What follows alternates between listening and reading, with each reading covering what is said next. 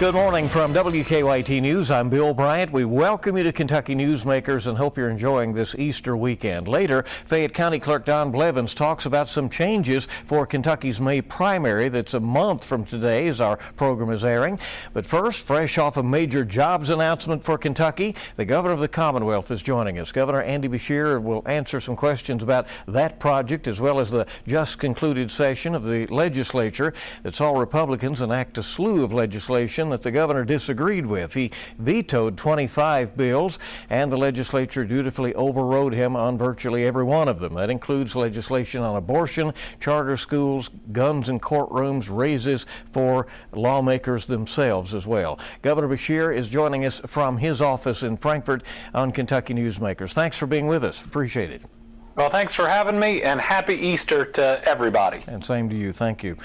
You have said the auto battery plant announcement in Bowling Green represents both new jobs and new status for Kentucky because of how it positions us. What will this Envision AESC plant mean for the Commonwealth? This announcement is thrilling, and it is a blessing, Bill. It is the second largest investment in the history of the Commonwealth of Kentucky. It's about $2 billion. It's going to create 2,000 jobs, and combined with Ford, will make us the undisputed electric vehicle battery production capital of the United States of America. They measure production in gigawatts, and we are going to have more between these two factories than any other state by far. What it means is we are the center of the electric vehicle universe, and we can expect to see so many suppliers and so much of the battery life cycle, which is bigger than cars, to be descending ultimately onto Kentucky. It is game-changing. It is state-changing. It means we are the leader in an industry of the future that is going to be so critical. I couldn't be more excited for Kentucky, but also more excited for generations to come, like my kids and other people's kids and grandkids. Now, we're looking at a bright new future where we can be a top 10 economy nationally. Governor, are you, obviously this company sees a lot it likes about Kentucky. Are you concerned that we can fill the jobs that will be available there, given that, we have so many companies that say they're having a lot of difficulty with the workforce issues right now? I'm confident, but this company is also confident that we can ultimately meet this challenge. We are seeing every month more people come back into the workforce, but we are also very focused with 3 to 5 years on these two major plants on creating the workforce they need. That includes making sure that every single graduate from high school is either going on to higher education or is going directly into the workforce. Our Everybody Counts pilot program, which we're doing in Jefferson County, aims at ensuring everybody is enrolled and or has signed up for a job before they graduate. It's other efforts we're making with our Kentucky community and technical colleges, pairing directly with these companies. But Bill, they're also thrilling jobs. They're going to have good pay, and they are also jobs that our kids and our workforce are excited to embrace. We're seeing record investment in this budget in our career and technical vocational programs in our high schools. It is all coming together. We will meet this demand.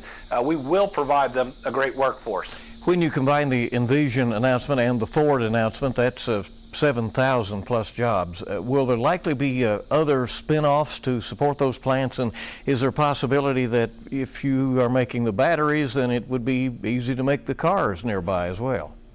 Absolutely. There is everything that goes into the batteries, the cathodes, the electrodes. There is the next step of where the battery will go. There is the recycling of the battery that is so critical. There's other parts of the vehicle itself that have to change. 250 new jobs in the Whitley County Firestone facility to meet the changes and the different demands of the EV market. Our phone is ringing off the hook from every country across the globe, from companies looking at us. We've got possibilities out there of suppliers making billion-dollar plus investments to suppliers and R&D that'll come to Kentucky. This is the beginning of an ecosystem, a cluster that is going to exist in Kentucky that will bring so much of the supply chain as close as possible. As we've had supply chain issues these last 2 years, companies now want their key suppliers as close to them as possible. So we're working directly with these major manufacturers, and we believe more may be coming to Kentucky as well to ensure that we can reach out to those most important partners and get them right here in the Commonwealth of Kentucky. You noted cooperation with the legislature in getting this deal done. Those are the kinds of things that are done quietly that people don't see. They see all the public fights, and we'll talk about that later. But the state obviously had to make a deal with this company to bring them in, right? We did, and economic development is still one area that while people may grumble at each other, we all come together on. We needed a couple things from the legislature, and they stepped up. They worked with us. It was never in doubt. We talked with each other about the language that was needed in the budget, and they made sure it got through. Specifically, we needed a little more added to a new fund we created in a special session of the General Assembly that we applied to Ford. And we needed some specific water and sewer money to expand the Trans Park in Bowling Green, where this is going. We just announced a Tyson plant that was the largest investment in Bowling Green's history in that park. And this one, which is about twice as big, is right next door. So a fast-growing area that required infrastructure investment, worked well with the General Assembly. The other really important partner was the Tennessee Valley Authority. This is the largest project that Kentucky and the Tennessee Valley Authority have ever come together to make happen. And combined with local leadership, this was just a really great effort by all of us that has now made us the electric vehicle battery production capital of the United States of America. The TVA also talks about there being renewable energy used at that plant. What does that mean? So our companies now are focused on sustainability, as are their clients. What's pushing us in green energy is now the private sector itself. Everything from Pratt Paper, which is going to be the world's cleanest, greenest recycled paper mill in Henderson, to App Harvest over in Moorhead with the North America's largest greenhouse. They are focused on sustainability, both for their business, but it's what the market demands. So this facility, this Envision facility, is going to run on 100% renewable energy. They're going to do it in two ways. First, they're going to have some solar on the site, and second, they're going to do it through deals with the TVA about where their energy comes from and how it's produced. And so while we still have different discussions out there, and while our energy portfolio, which includes coal, will be important because the light's got to come on and it's got to be reliable, more and more companies that are coming to Kentucky are ensuring that we are bringing power from multiple sources because that's what they want and it's what their customers demand. All right, so major jobs announcement and maybe more to come, Governor, on that. Definitely Thank you. More to come. All right. Let's talk about that legislative session. It was interesting. And they are saying, the Republican leadership saying they believe it was a very successful session. Obviously, you didn't see eye to eye with them on many issues, although you did sign most of the bills they passed or let them become law. That included a pay raise for Kentucky State Police. How do you generally describe the session and the budget? Well, this session is almost that tale of two sessions. There are some really bright spots. First, the raise for the Kentucky State Police and the funding of body cameras shows that we can support and invest in law enforcement while at the same time ensuring that we do it right, living up to the standards that KSP sets for itself to be the very best. And it came at a critical time. Our number of troopers is at its lowest that it's been in a long time, but this is going to work. It moves them from number 74 in how well different state law enforcement agencies or law enforcement agencies in Kentucky pay to the top 5, and it makes us competitive with other states. Our state workers, which we were losing in droves. We talked about social workers and other positions that are so important. Also got the most significant raise that they have gotten in decades. Some great parts of the budget, higher education. This is the most money that's been invested in higher ed since the Great Recession. Since 2007, almost $250 million was cut from higher education. Since I've become governor, we've put about $95 million back in it, a large part of that in this session. That's better funding for the University of Kentucky. It's another round of bucks for brains. It's an asset preservation pool where we're not going to say the rebuilding and maintenance of our buildings on campus is going to fall on the backs of our students in forms of tuition. We have new water, sewer, infrastructure, broadband money that's really going to help as we continue with an economy on fire on our quest to lead and never follow again when it comes to the U.S. Economy. And yet, Governor, you have said that the budget fell short, though, in many respects. The flip side is public education, where we proposed from the governor's office transformational funding, adding almost $2 billion additional dollars, fully funding pupil transportation, making sure a teacher never has to pay for things in his or her classroom ever again, and mandating a raise for teachers just like we did for state workers. But this budget fell short of the moment.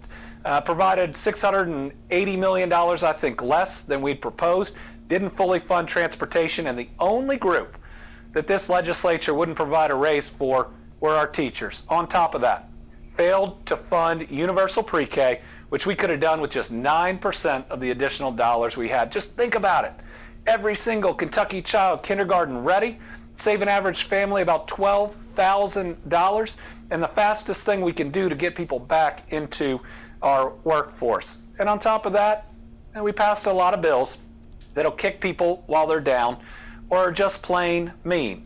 I vetoed a lot of those, and sadly most of those were overridden. Let me talk about some of those vetoes. You vetoed, and the legislature overrode your veto on an omnibus abortion bill. You vetoed their own pay raise that also gives you a raise. They overrode you on that. They also pushed the charter school bill through over your objection. They made rules about transgender athletes and control of the local libraries and some others. And then they also accused you of being on the sidelines during the session. You and the legislature serve the same state. Everybody was in the same building. Was there some talk going on during the session? Oh, sure. I think we met more than 5 times just on the overall budget with the Senate, for instance. We met numerous times with individuals on broadband and other pieces. Listen, that's just the politics. And I think that statement was pushed out by a political party whose job they think it is, instead of being for something, to be against someone. So when you push all of that aside, let's look at some of the bills that you talked about. That bill on abortion is an extremist bill, maybe the most extreme we've ever seen. It contains no exceptions for victims of rape and incest. As Attorney General, I saw the worst of the worst that humanity can do to our kids. And under this bill, a 12-year-old raped by her father and impregnated, and folks, that happens sadly in our world, would have to seek consent of at least one parent and notify her rapist and give her rapist the chance to object. I think a child that is violated in that way deserves options, and I think most Kentuckians agree. You look at the changes that were made in our safety net, which already wasn't generous, was maybe in the middle of states, now is going to provide the least help for those that have lost a career, a job they may have worked in for 20 plus years. And we just held our prayer breakfast, and we were talking about the Good Samaritan who stops on the side of the road and helps somebody who has been beaten up and robbed and picks them up. Well, you know what the legislature passed is going to kick our people while they're down. That doesn't comply with my faith and values, and it's also not good for business. It's going to be harder to retrain people, harder to have people healthy and in a good place to take that next job. And we don't want people who've lost a career just to chase the most immediate job. We want them to get retrained and in a good career. It's not forward thinking, and it ultimately really hurts our people, and especially those we're supposed to serve, the lost, the lonely, and the left behind. Easter teaches us about that. Let me ask you about this. If some of these measures prove to be unpopular, and obviously the legislature believes they're on the popular side of most of those issues, is it frustrating to you that even if there is political energy coming out of the session by Democrats who may have opposed a lot of the Republican agenda, there aren't enough Democratic candidates to make a run at diminishing the Republican supermajorities? There are no Democratic candidates in nearly 50 House seats. Republicans will be able to continue their legislative dominance irrespective of this year's elections. Well, I think I've proven the last couple years that I'm not concerned about what's popular. I'm concerned about what's right. Live in our faith, live in our values, trying to have policy that helps every Kentucky family and make sure that we all have opportunity. I think the reason that you don't see as many candidates, Bill, is it has gotten so mean and so toxic. And almost every day on the floor of the General Assembly, we see the type of bullying or the type of misinformation that we teach our kids to avoid. I mean, our legislature yesterday voted for the third time this session to give themselves a pay raise. And how did they justify it? By talking about people who'd been out of the General Assembly for 10 years. Those people weren't on the floor voting for a pay raise. It was the individual legislators trying to blame somebody else. Here's the thing. They already make, on average, over $60,000 a year in what's supposed to be a part-time job. That's more than most Kentuckians make in a year. Now, they add 8% to it.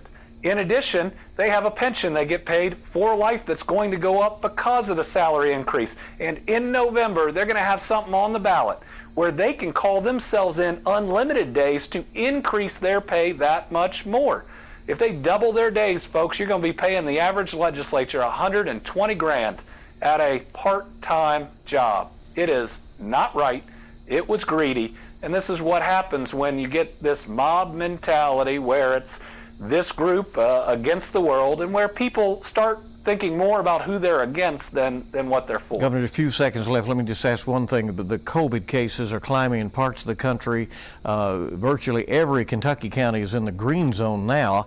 How should we approach things in the coming weeks if those numbers keep climbing? In the coming weeks, we're still going to be in a pretty good place, and we haven't seen our numbers climb yet. But what we really have to look at is not cases, but hospitalizations and a number of other indicators. Our hospitalizations are as low as I think they have been nearly any day of the pandemic, and we are blessed. Everybody make the best decisions you can, but at this point in the pandemic, not knowing what's coming tomorrow, enjoy yourself. Get outside, go see family and friends. If any of them are medically vulnerable, wear a mask. Make smart decisions, but let's enjoy what this spring is currently at, and let's make sure that we make up for lost time. Governor Andy Beshear, thank you for being with us. We appreciate it. Thank you, Bill. Stay with us. We'll be right back with Fayette County Clerk Don Blevins Jr. as we look ahead to the May primary.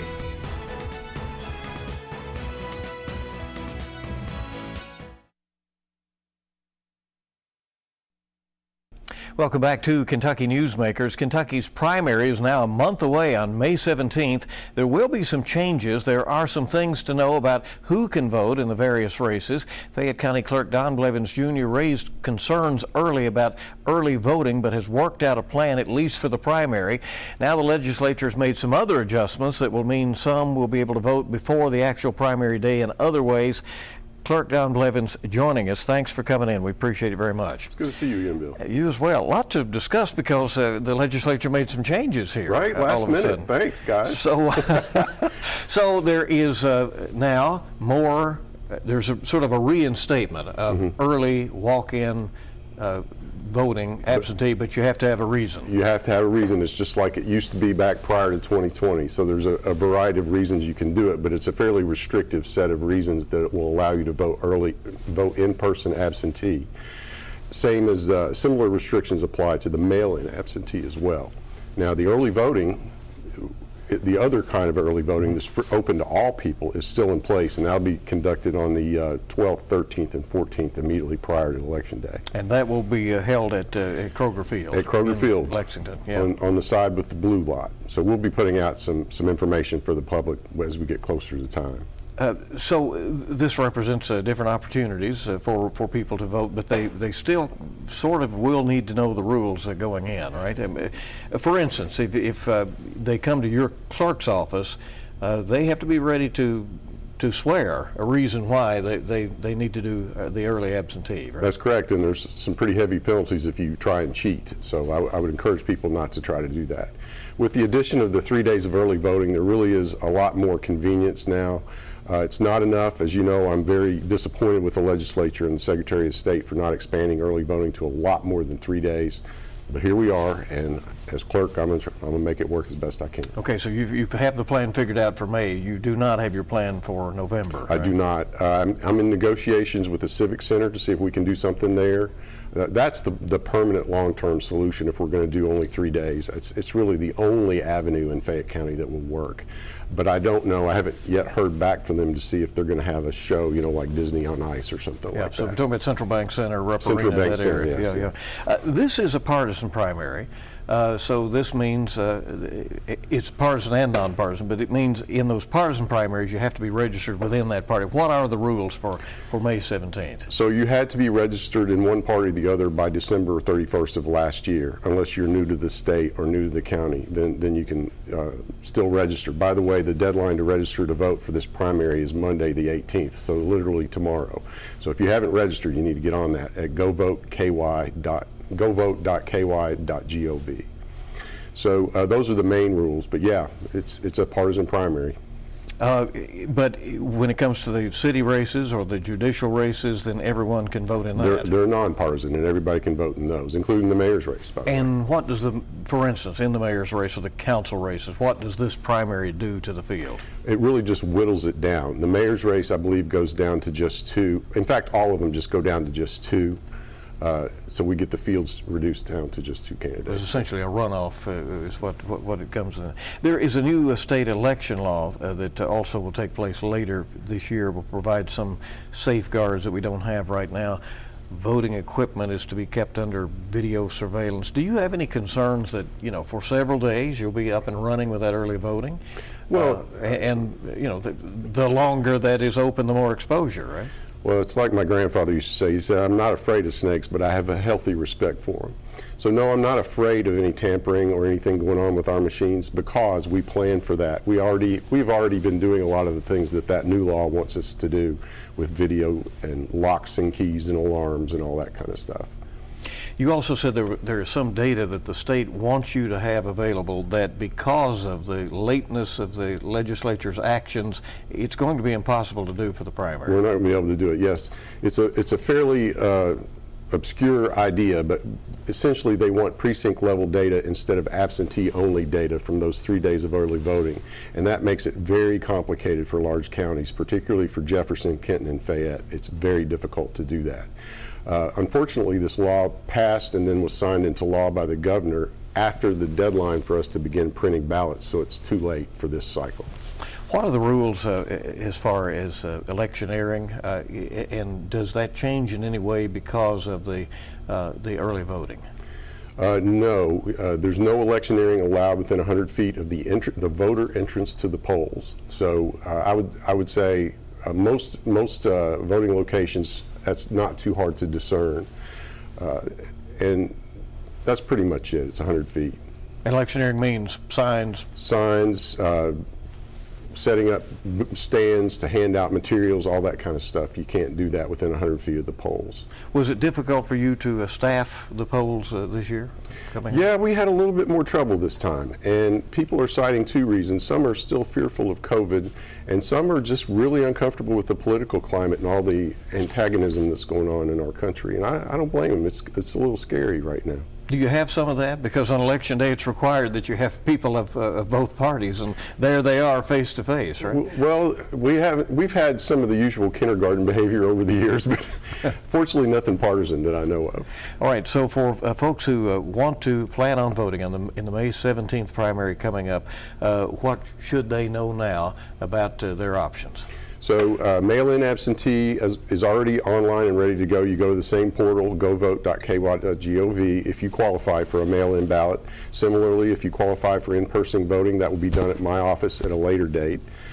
starting on May the 4th for 6 days, 6 business days, starting May the 4th. Then, of course, early voting on the 12th, 13th, and 14th, and finally, the big party election day on the 17th. If you can't get the Kroger Field or the downtown center on election day, can you have open several centers? I mean, well, you've talked about the schools. There was a lot of pushback to that. The real problem, Bill, is that you've got to have all the locations that are not Kroger Field or Central Bank Center are so much smaller that you have to have a bunch of them, and that's where my staff starts to get stretched thin, and we can't manage all these moving parts at the same time. So that's why I preferred the schools, because having 8 to 10 schools we felt like we could probably manage, and they're big enough to where the voting can work. But you understand their frustration with having to close 3 or 4 days. Totally right? do, and I want everybody to know that Demetrius Liggins and I worked very well together. There was no acrimony like you might have seen in the paper. He's a great guy, and I think he's doing a fabulous job. He knows I'm just trying to do my job too, right? Don Blevins, the Fayette County Clerk, thank you. It'll be here before you know it on that May primary. That's true. Appreciate you coming. We'll be back wrapping up Kentucky Newsmakers in a moment.